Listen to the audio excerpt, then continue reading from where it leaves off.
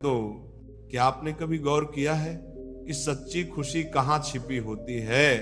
लोग दौड़ते भागते हैं, पैसे में, रिश्तों में और शोहरत में खुशी ढूंढते हैं, फिर भी दिल में एक खालीपन सा क्यों रह जाता है? हर सफलता के बाद भी एक बेचैनी क्यों बनी रहती है? कृष्ण हमें यही समझाते हैं, खुशी कोई बाहर नहीं बल्कि हमारे अपने भीतर ही होती है। जिस दिन आप स्वयं को खुश रखना सीख जाएंगे, दुनिया की कोई भी ताकत आपको दुखी नहीं कर पाएगी। कृष्ण अर्जुन से कहते हैं, जीवन की सबसे बड़ी लड़ाई अपने ही मन से होती है। बाहर की लड़ाइयां तो बस नतीजा भर हैं। असली जीत तब मिलती है जब इंसान अपने अंदर संतुलन पा लेता है। सोचिए, अगर आपका मन ही आपके खिलाफ हो जाए तो फिर दुनिया में आपको कौन बचा सकता है? और अगर आपका मन आपके साथ हो तो फिर आपको हराने वाला कौन हो सकता है? लोग अक्सर कहते हैं, उसने मुझे दुख दिया, उसने धोखा दिया। पर कृष्ण कहते हैं, दुख देने वाला कोई दूसरा नहीं बल्कि हमारी अपनी उम्मीदें और अपेक्षाएं होती हैं। अगर आप सीख जाएं कि हर हाल में खुद को कैसे संभालना है तो किसी का भी व्यवहार आपको तोड़ नहीं पाएगा। जीवन की असली कला यही है, खुद को खुश रखना। एक पल रुक कर सोचिए, क्या खुशी सच में उन चीजों में है जो आपके पास नहीं है, या फिर वह उस संतोष में है जो इस पल आपके पास मौजूद है? कृष्ण का संदेश साफ है, जो मिला है वही पर्याप्त है। ईश्वर ने वही दिया है जो आपके लिए सही है। तो क्यों ना आज से शिकायत छोड़कर आभार मनाना शुरू करें। याद रखें, जब आप खुद से प्यार करना सीख जाते हैं तो दुनिया भी आपकी नकल करने लगती है। अगर आप उदास रहेंगे तो आसपास का माहौल भी भारी लगेगा, और अगर आप मुस्कुराएंगे तो सबसे अंधेरे पल भी रोशन हो उठेंगे। यही आत्मशक्ति है। इन मजदूर, यही कृष्ण की वाणी है। कृष्ण कहते हैं, जो इंसान अपने भीतर ही सुख ढूंढ लेता है वह कभी खाली नहीं रहता। जरा सोचिए, जो लोग लगातार बाहरी चीजों से उम्मीद लगाए रहते हैं उनकी क्या हालत होती है। आज पैसा नहीं मिला, दुखी, कल इज्जत नहीं मिली, परेशान, परसों किसी ने तारीफ नहीं की, बेचैन। ऐसा जीवन कैसा जीवन? ये तो एक कैद है, एक बंधन है। लेकिन जिसने यह रहस्य जान लिया कि असली खजाना भीतर ही है, वह कभी नहीं टूटता। जीवन का रास्ता हमेशा आसान नहीं होता। कभी पहाड़ जैसी मुश्किलें आती हैं, कभी रेगिस्तान जैसी प्यास लगती है, तो कभी आंधी जैसे तूफान आ जाते हैं। लेकिन अगर इंसान ठान ले कि मुझे अपनी शांति नहीं खोनी है, तो पूरी दुनिया उसके आगे हार मान लेती है। और ये शक्ति सिर्फ ज्ञान से आती है, वही ज्ञान जो कृष्ण ने गीता के रूप में दिया अर्जुन की तरह। हम सभी के जीवन में ऐसे पल आते हैं जब हम भटक जाते हैं। हम सोचते हैं क्या सही है, क्या गलत, किस रास्ते चले। ऐसे समय में हमें किसी सहारे की तलाश होती है, पर कृष्ण कहते हैं, असली सहारा आपके भीतर ही है। आपकी अंतर आत्मा, आपका विवेक, वही आपका सच्चा मार्गदर्शक है। जब आप खुद को सुनना सीख जाते हैं तो जीवन की आवाज साफ सुनाई देने लगती है। खुद को खुश रखने का मतलब ये नहीं कि आप समस्याओं से भागें, बल्कि इसका मतलब है, चाहे समस्या कितनी भी बड़ी क्यों ना हो, मन को बिखरने ना देना, मुस्कान ना छोड़ना, आत्मबल और विश्वास बनाए रखना, यही असली जीत है। और जब कोई इंसान ऐसा कर लेता है तो दुनिया भी उसकी ताकत को सलाम करती है। याद रखें, जो इंसान हर हाल में संतुलित रहता है वह दूसरों को भी ताकत देता है। अगर आप भीतर से मजबूत हैं तो आपकी मौजूदगी ही दूसरों के लिए सहारा बन जाएगी। ये वही अवस्था है जिसे कृष्ण स्थित प्रज्ञा कहते हैं। यानी वह इंसान जिसे ना दुख हिला पाए ना सुख बहका पाए, कृष्ण का संदेश है। जीवन की सबसे बड़ी ताकत आत्मनिर्भरता है। अगर आपकी मुस्कान दूसरों के व्यवहार पर निर्भर है तो आप हमेशा कमजोर बने रहेंगे, लेकिन जब आपकी मुस्कान आपके अपने फैसले से जन्म लेती है तो कोई भी उसे छीन नहीं सकता। यही स्वतंत्रता, यही असली आनंद है। सोचिए, नदी जब बहती है तो उसे पहाड़, पत्थरीली जमीन, गड्ढे सब कुछ मिलता है। क्या नदी रुक जाती है? नहीं, वह अपना रास्ता खुद बनाती है, अपनी धारा खुद तय करती है। ठीक वैसे ही इंसान को भी हालात के मुताबिक खुद को ढालना होता है।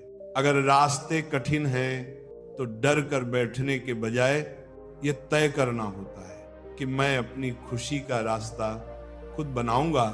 अक्सर लोग कहते हैं जब सब कुछ ठीक हो जाएगा तब मैं खुश रहूंगा, पर सच ये है जब आप खुश रहना सीख लेंगे तभी सब कुछ ठीक नजर आने लगेगा, क्योंकि दुनिया वैसी ही दिखती है जैसी आपकी नजर होती है। अगर नजर निराशा से भरी है तो स्वर्ग भी नर्क लगेगा, और अगर नजर विश्वास से भरी है तो नर्क भी एक सबक बनकर स्वर्ग जैसा अनुभव देगा। कृष्ण ये भी सिखाते हैं कि खुशी एक साधना है, इसे रोज चुनना पड़ता है। जैसे सांस लेना, सुबह उठकर मन में ये संकल्प ले, चाहे आज कुछ भी हो जाए, मैं अपनी शांति नहीं खोऊंगा। ये एक वचन आपको पूरे दिन मजबूती देगा। और अगर दिन में कभी हार मानने का मन करे तो बस अपने भीतर कृष्ण की आवाज सुने, डर मत, मैं तेरे साथ हूं। खुद को खुश रखना सीखने का मतलब यही नहीं कि आप दूसरों से मुंह मोड़ लें। इसका मतलब है अपनी जड़ें इतनी गहरी कर लेना कि बाहरी तूफान भी उन्हें हिला ना सके।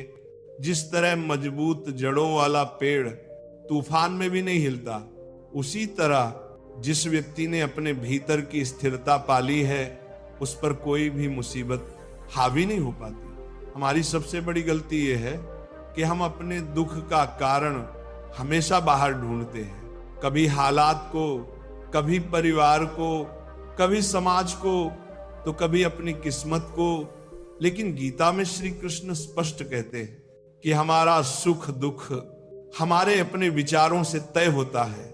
बाहरी दुनिया तो बस घटनाएं लाती है, लेकिन हमारी मन स्थिति ही उनका असर तय करती है। अगर आप अपने मन को काबू में कर ले तो दुख का प्रभाव अपने आप खत्म हो जाएगा। सोचिए, युद्ध के मैदान में खड़े अर्जुन ने हथियार डाल दिए थे और अपनों को सामने देखकर विचलित हो रहे थे, लेकिन कृष्ण ने उन्हें यही सीख दी कि जब तक आप अपनी भावनाओं के गुलाम रहेंगे, सही फैसले नहीं ले पाएंगे। मन पर नियंत्रण ही जीवन की हर लड़ाई जीतने की कुंजी है। खुश रहना कोई छोटी बात नहीं, बल्कि एक गहरा निर्णय है। जब इंसान ठान लेता है कि वह अपनी ऊर्जा नकारात्मक बातों में नहीं गवाएगा, तो उसकी पूरी मौजूदगी ही बदल जाती है।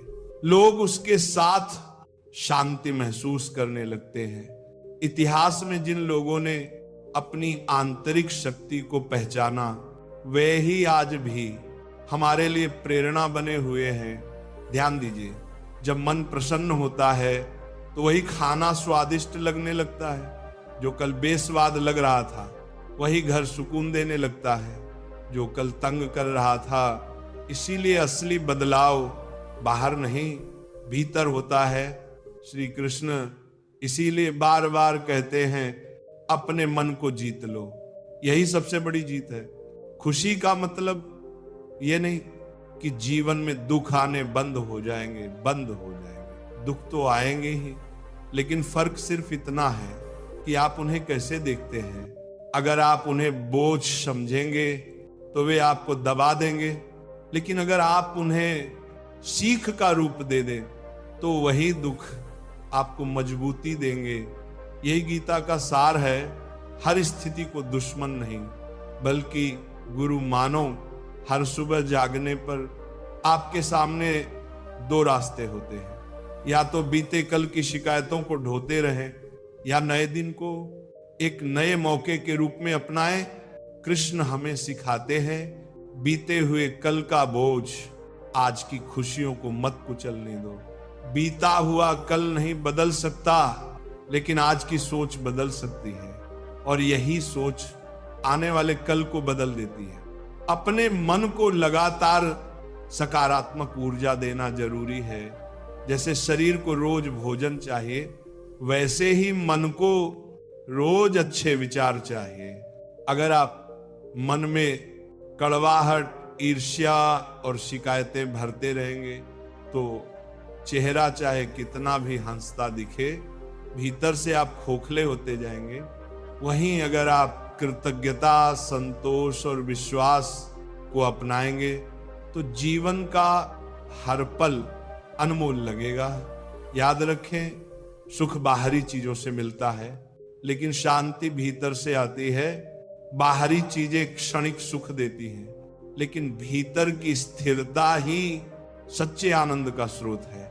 इसीलिए कृष्ण कहते हैं कि योगी वह है जो हर हाल में संतुलित रहे। अपनी खुशी की जिम्मेदारी खुद लीजिए। आपका जीवन सिर्फ आपका है। अगर आप दूसरों की राय के चक्कर में अपनी आत्मा को दुखी करेंगे तो अंत में कुछ भी हाथ नहीं आएगा। इसीलिए खुद के साथ न्याय कीजिए, अपने मन की सुनिए और अपनी आत्मा का सम्मान कीजिए। यही आत्मसम्मान धीरे धीरे आत्मिक सुख में बदल जाता है। खुश रहने का मतलब है हर स्थिति को एक अवसर में बदल देना। अगर जीवन ने आपको कठिन रास्ता दिया है तो समझ जाइए कि वो आपको मजबूत बना रहा है। अगर जीवन ने आपको अकेला किया है तो समझ जाइए कि वो आपको अपने असली स्वरूप से मिला रहा है। इस नजरिए से देखेंगे तो हर कठिनाई में छुपा उपहार दिखाई देगा। जीवन में कई बार लगता है कि सब कुछ हमारे खिलाफ है।